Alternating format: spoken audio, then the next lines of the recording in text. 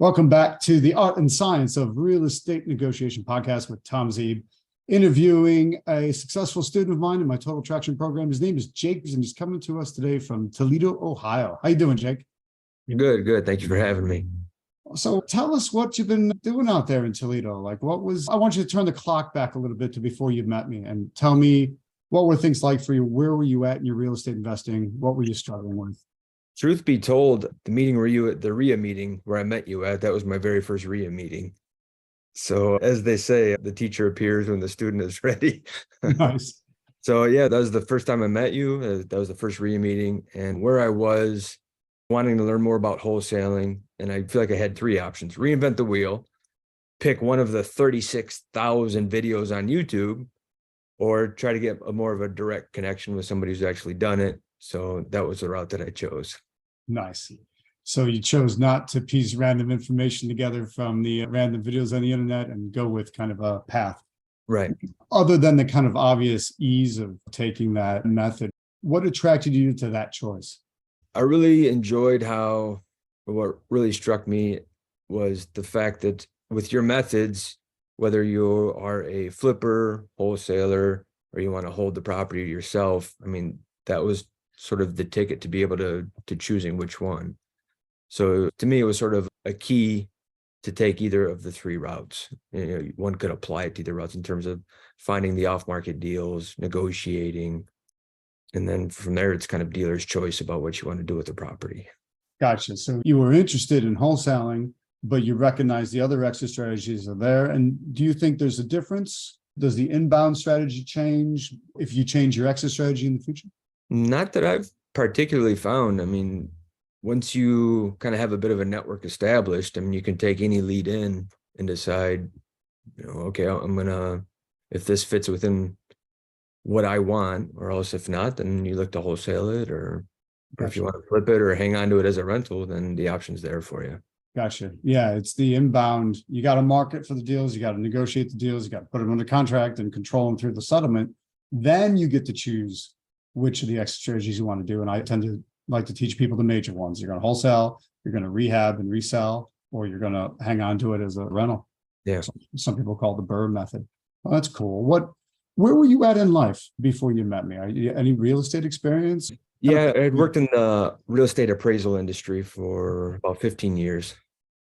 So that had helped quite a bit in terms of at least having some sort of footing within the real estate world. So what made you want to be an investor? Seeing quite a few, working on a lot of appraisals to where I was looking at some of the numbers of some of these investors and just thinking like, well, why aren't I doing that?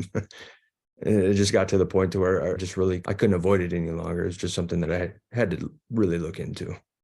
Gotcha. So you were frustrated watching others succeed in it while you were in the real estate business, but not as an investor.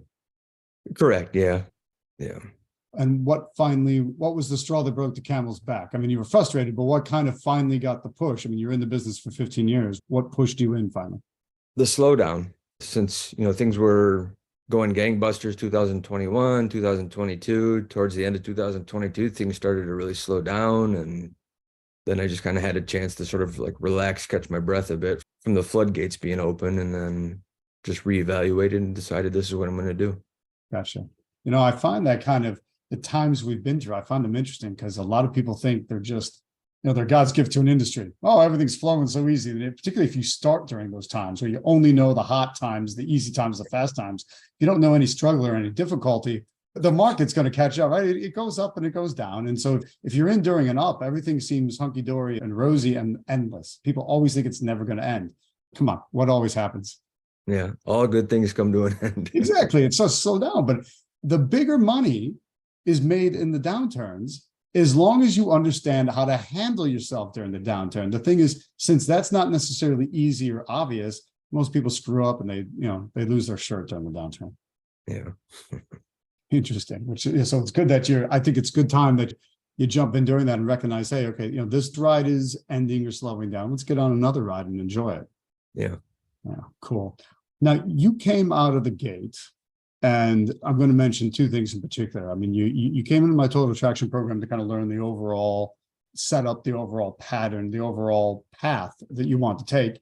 And then you jumped in early on a specific marketing challenge that I did in partnership with the DealMachine software, which, if people don't know what it is, driving for deals software. So you tell us what happened. You got in your car, drove around, got some leads. And yeah, being involved in appraisals, I mean, in a way, driving for deals is what I do all day in a lot of ways. You know, you drive and taking photos of comps. And then when you're taking photo of your comps, you see, well, that property looks distressed. So the whole time I'm just jotting down properties of looking to get trying to get a hold of the homeowners.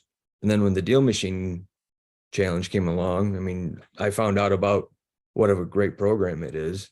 So it's essentially click a few buttons and it automatically sends a postcard out. And so that was quite helpful. And then on top of that, they gave you a couple free cards to send out. And on one of those free cards, I ended up getting a call from a homeowner who's, at the time, she said the property was in pre-foreclosure. So we were able to negotiate a little bit and then get a deal under contract. Nice. So tell me, on this first one there, it was a lead from driving around for deals, tagging it in the software, sending it a postcard, getting a response. Right. How did the negotiation go? Because negotiation's my favorite part of the business. So I was dealing with the daughter of the homeowner. The homeowner appeared to have been getting robbed blind by the other daughter. So the daughter that I was speaking to had power of attorney. The mother was since put in an assisted living residence. So the daughter, I don't know how to put it really, she didn't really seem to have the biggest clue about what was going on either. She was fighting a lot with the sister, trying to figure out what was going on. But she had given a figure of what she was hoping to get out of it. I told her I'd have to run some numbers, see what the property would qualify for. And then I came back with a figure using your very specific number technique. And she said, yeah, we'll move forward with that number. Okay.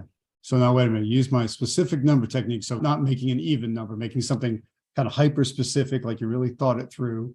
Right. And how did she respond to that? She responded very well. I mean, she didn't argue with it one bit. She kind of seemed, I mean, she just sort of acquiesced, if you will, to the figure and said, okay, yeah, we'll move forward with that. Interesting. So now she accepted your first offer. You know, the other thing I teach in there is that means you probably weren't low enough yet. Yeah.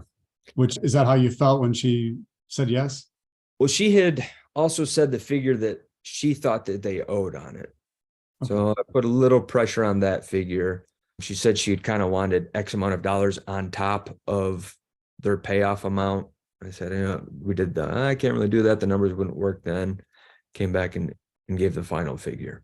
Okay, good. So there's some back and forth. That's one thing I want to stress to people, Jake, is that there's got to be some back and forth. It's that back and forth that I know it feels like you're arguing or putting the whole thing at risk. The person's going to walk away, but that's not actually what's happening. It's that back and forth, that little bit of tension that makes sure you get the best price and make sure it's a price that they're happy with and locks them in.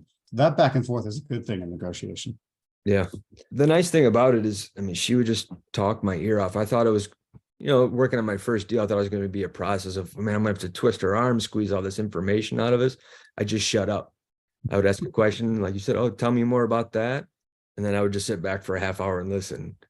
Yeah. So like after I hung up, I go to my wife, I was like, it's just so easy. I'm like, and that really taught me like, okay, this is how it's supposed to be with a distressed seller. Here I was thinking, oh, I'm going to have to become, you know, the most expert negotiator and twist this information out of people and see what more information I can get out of them. It was just sit back and listen.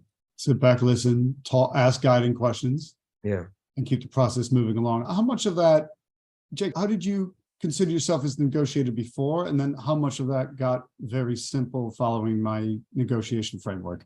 It helped very much. I mean, that was one thing I was a little bit worried about because, again, I was under this conception that I was going to have to, you know, be like the Wolf of Wall Street. Oh, negotiate. I'm going to hit a roadblock that I'm really not sure where to go, and it's going to show through. But it couldn't have been easier, especially having the framework of your courses. Nice. I don't know if you've ever heard the saying before. I think I've said it in some of the trainings. Sales is leadership. It's not supposed to be high pressure disgustingness, and negotiation and sales are overlapping circles. So negotiation is leadership. You're basically just leading somebody to come up with an answer that would make sense for them. So at the end of the day, that's an open conversation. You don't need to feel awkward about it. You don't need to feel gross about it. You don't need to feel like you're pressuring anyone. You're simply leading them along. And if that final amount makes sense and solves their problems, they should be happy. If it doesn't, then you're not there yet. And if the number doesn't work for you, it doesn't work for you. So you got down to a number that worked for her, solving her problem, and you got to a number that worked for you as an investor, correct? Yeah, I mean, that was a main concern of mine, is thinking that it was more of a sales driven propagation. I was worried that the hard sale, it just kind of seems like manipulation to me. And like you said, that gross feeling, like I just really didn't want to do that at all and to be involved with that. So the way that it went, it was a good learning lesson to kind of show me this is the way it's supposed to be. Just like, as you said, like I walked away happy, she walked away happy, and I felt good about it. You felt good about it. I can't stress that point enough that, done right. Again, you're not strong arming anyone. This isn't some sort of, you don't always hear it. You go online, it's all ninja tactics and strong arm maneuvers and these fancy, whatever, judo, wrestling, whatever. There's always some crazy description used for it. How about just some leadership to solve a problem for a person in a way that also works for you, solving your problem, which is that you want to do deals that make money. Yeah. It doesn't have to be more complicated than that. And then, you follow a simple, straightforward, step-by-step approach to dealing with that, and you'll find people saying yes to you. Yeah. Nice. That was deal number one. What else happened on your deal machine? Because you weren't, that one wasn't alone or isolated from your. Yeah. After that, I was driving around looking for other deals, and I came across a duplex that just had a mountain of a trash pile out front. Figured like, well, if I were that landlord, I'd probably be sick of being a landlord at that point. So I angled my car at such an angle to take a photo with that big trash pile in the foreground to kind of, that way we both know where this property is, I said. Nice. So then he'd reach back out. He just, according to him, he was in marketing and just kind of went on and on in a good way about how great the card was. It was short, to the point, grabbed the attention. So he was in marketing and raving about how good your marketing piece to him was. Right. Which, how much credit could I really take? I clicked the button. Was it, so you didn't custom build it? It was one of the DealMachine provided cards, or one of the cards coming out of my kit? Yeah, one of the cues from the DealMachine. I mean, you kind of pick and choose one of the whatever. Yep. Yeah. Can't go wrong with that. And then what happened next? How did that negotiation go? So that negotiation, he had told me how much he had paid for it, and mentioned like, I really don't want to lose money. So I went and saw the property, and it was in pretty rough shape. Apparently one of the tenants had been breeding dogs out of it. So yeah, it was in pretty rough shape. So in all honesty, I mean, for it to have even made sense, he was going to have to lose money, which I got along great with the guy on the phone. I mean, we probably talked over an hour at first contact. Had built a really good rapport. And then, so when we started talking about price, I'm like, I know you don't want to lose money, but I mean, this is what I'm looking at for the property. It makes sense. This is what I was able to qualify the property for. He mulled it over for a day or two, came back and said, okay, I'll accept your offer.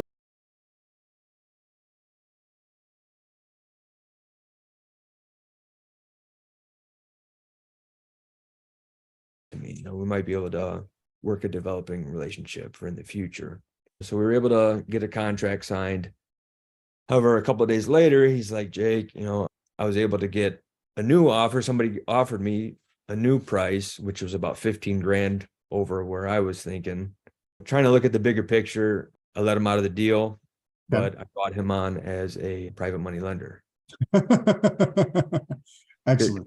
Because he was often saying like, just be creative, think of, ways we can make money together in the future.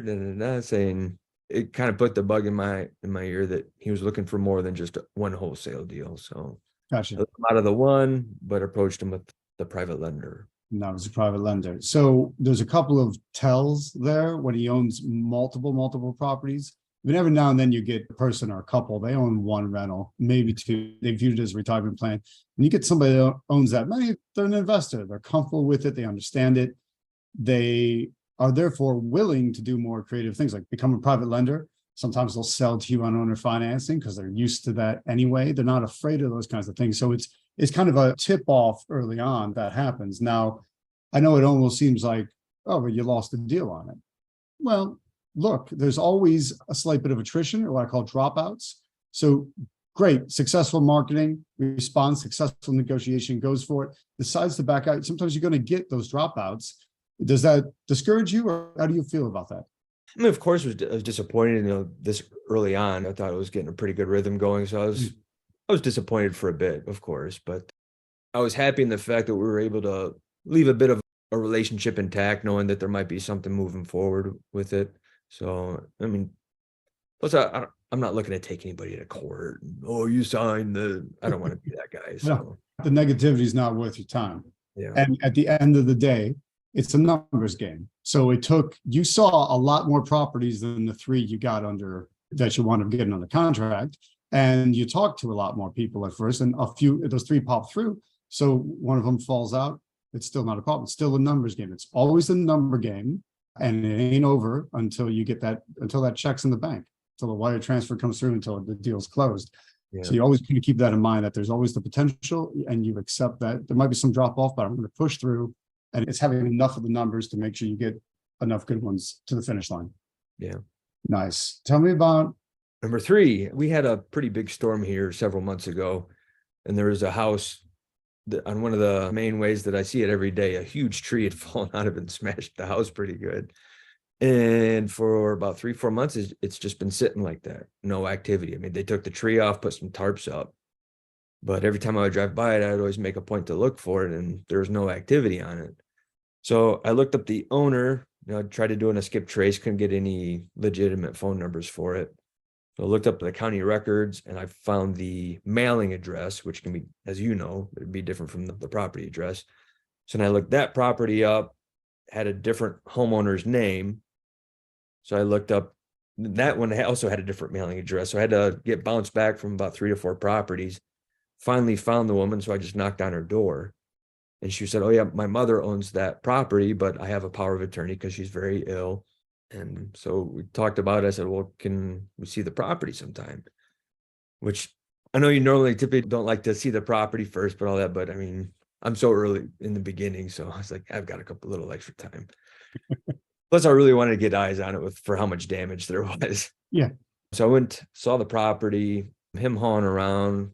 We started talking some figures, and her opening price about made my jaw drop. But it kind of held it together. I was like, I don't know, there's a lot of damage. So I had told her, well, I would like to get a structural engineer in here to take a look at things. So we got an engineer in there. And then he helped me out finding a contractor. So we got a couple bids together.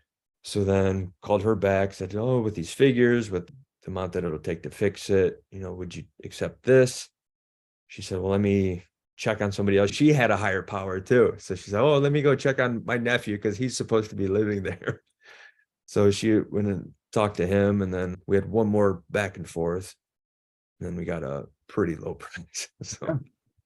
So you're not finding it difficult to market for properties, specifically just driving around, finding them, and then following up. And you're not finding it difficult to talk to people, negotiate.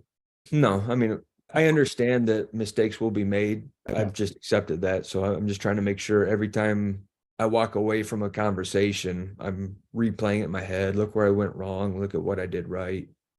And then, one of my biggest problem, I think, was the paralysis by analysis in the beginning. I was trying to go through all your packets, all your material. I got to know everything 100%. I got to own the information, but I just wasn't doing anything. So when that 7-day deal challenge came around on DealMachine, it forced me to get out there and have conversations and start the processes. And it's been going good so far. Gotcha. So the major change was to stop. I don't want to say stop learning. Stop learning sounds odd, but pause your learning, but implement concurrently with learning. Yeah. The main thing that changed was you got out there and started actively doing things that could cause a response, not just planning or thinking. Is that, yeah. that summarize it? Of course. And then, the majority are no's, but I'm okay with it. I've accepted it, and it's just, okay, move on. What did I learn from it? Is there anything to learn from it? Yes, no, move on to the next.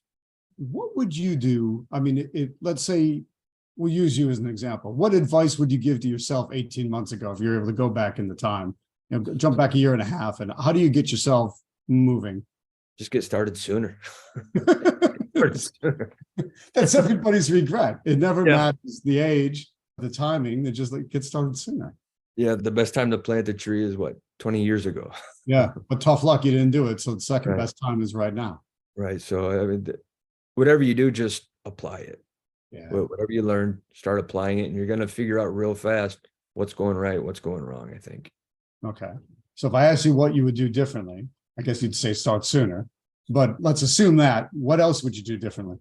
What would I do differently? That's a tough one. I mean, I feel like I'm going in the right direction now. So Nice. What's it changing? You're married, you have kids? I'm married, no kids. Married, no kids. Is it changing anything personally? The fact that you're kind of Yeah, after I mean, the business, got a mission, moving towards it? I had been so deep down the rabbit hole with appraisals. I mean, you know what it was like in 2021, early 22. I mean, I was working 14, 18-hour days, 7 days a week just to keep up with the workload. So being able to step back from that and apply it to something else I mean, I had just accepted it. Like, this is going to be my life, just appraising all day, every day. And it was that sort of that lack of hope.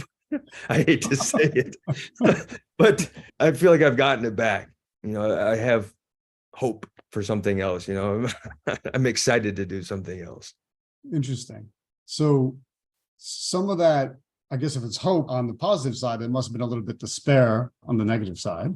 Yeah, I mean, it was just all day, everyday work. There was no me time. There was no couple time with my wife. It was just work, work, work. So I'm excited to take that effort and apply it to something else, to something that I feel will really set me up in the future. Absolutely. Now, but this future you're building with real estate investing and, you know, wholesaling or rehabbing or buying and holding, whatever extra strategy you choose, that this creative real estate investing, do you have the fear that this is going to trap you in? Does this eat up as much time as appraising? No. Why not? Nowhere close. Nowhere. It just doesn't. I mean, okay, fine. the conversations that I've had, I mean, all the work that I've put in so far leading up to the 3 deals, I mean, it's just totaled up to maybe a couple of hours. A couple of hours across 3 deals. Right. All right. In terms of to be able to say that, oh, is it going to take up all my time? Not likely. That's something that most of my students tell me they're a little surprised at when they get into it and they get a flow and they're moving along and it becomes a full-time thing for them because they've replaced their income from previous jobs. There's still that weird feeling like, I'm not doing anything, Tom. It's not eating up all the time. And it's, how do you explain that? Well, this isn't going to take you 40 hours a week anymore.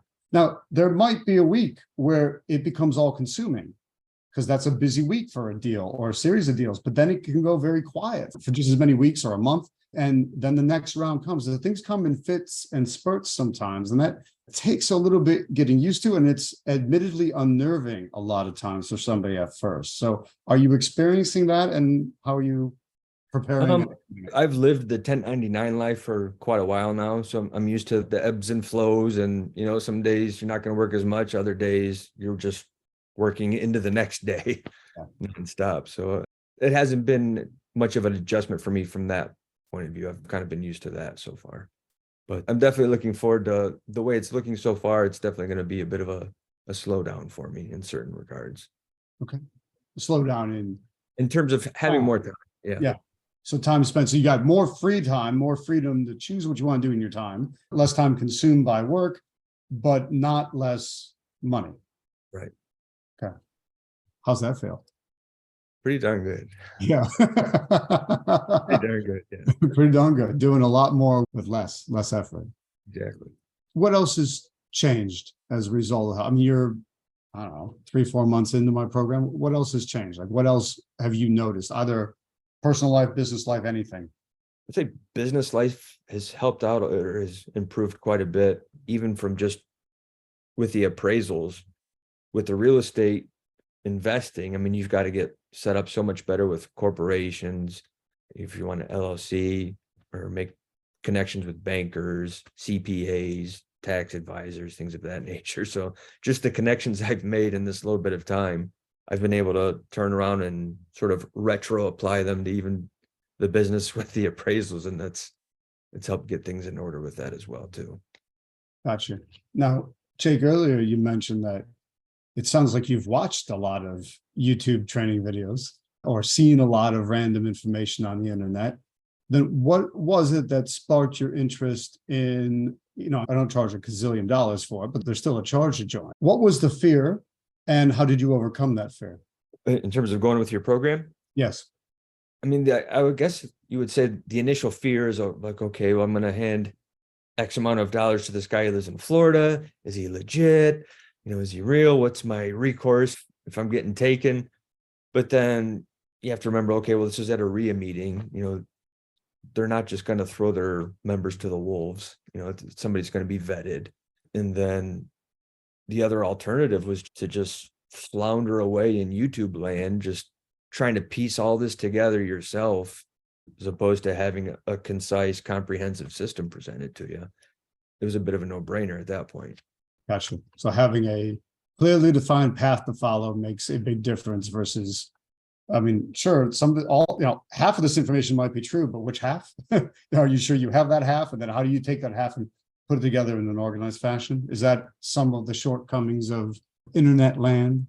Yeah, absolutely. There's a gentleman that I was sitting next to at the RIA meeting. He was kind of saying, well, I can get all this information from YouTube or like in like a $50 membership here and there. I'm like, well, go do it. I don't, if you want to sit there and try to piece it together forever, go do it.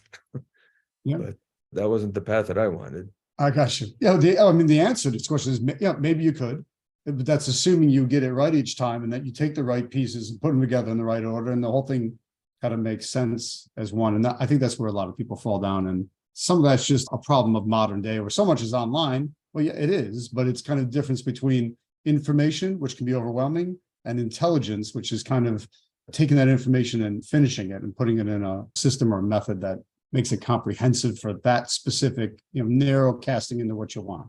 Yeah. And even if you go that route of trying to piece it all together, how do you know if you got something wrong? But with you've got all these opportunities to touch base with you. You have your Zoom calls and then the phone calls as well with the other members. So it's access to be able to say, this has happened. What are your thoughts? And then, you get feedback from you. Yeah, directly. If I'm just flicking away on YouTube, you just never know. You don't have access to any of the experts that you're trying to learn from. Experts that you're trying to learn from. Air quotes, experts. Yeah. It may or may not be. Interesting. So what else? What are your plans going forward? You mentioned that there's multiple exit strategies open to you from getting good at marketing, negotiation, and getting paid. So what's your path personally? What do you see in your future? I would like to get to the point to where any lead that comes in, I would know what to do with it and how to deal with it, how it would best fit me. So in terms of wholesaling, flipping, or hanging on to it for like a burr. So it might take me a little bit longer to get to my end goal if I'm kind of getting split up down the 3 paths, but that's my ultimate goal. Gotcha. And I think what you'll find interesting is that which of those 3 paths you can take. Sometimes it's 1, sometimes it's 2, sometimes it's all 3. It depends on, and I'm saying this to you, but I also mean it to every listener who needs to think about this as well. You do what makes the most sense for you and what's open to you at the time. And if you're dead broke and need some cash, you're probably better off focusing on the wholesaling end of things and just get in and out of the deal and make some money. If you've got something in the bank backing you and you're willing to take, you can float it for a few months, maybe you want to go for the bigger bucks and rehab it. If you're looking for longer term cash flow because you don't need money immediately, you could take that drip from that rental or that BRRR burr, or whatever the kids are calling it these days. It's buy and hold to me. Interesting. So you're going to piece together a plan based on what works for you at any given moment. Yes, sir. That's the plan. I like that plan. Awesome. Thank you for having me. My pleasure. So totally awesome. Jake, Toledo, Ohio. Good luck with everything in the future. You've done great so far. You're going to keep doing great in the future. Thank you. Tom Zeeb with the Art and Science of Real Estate Negotiation podcast. We'll talk to you soon.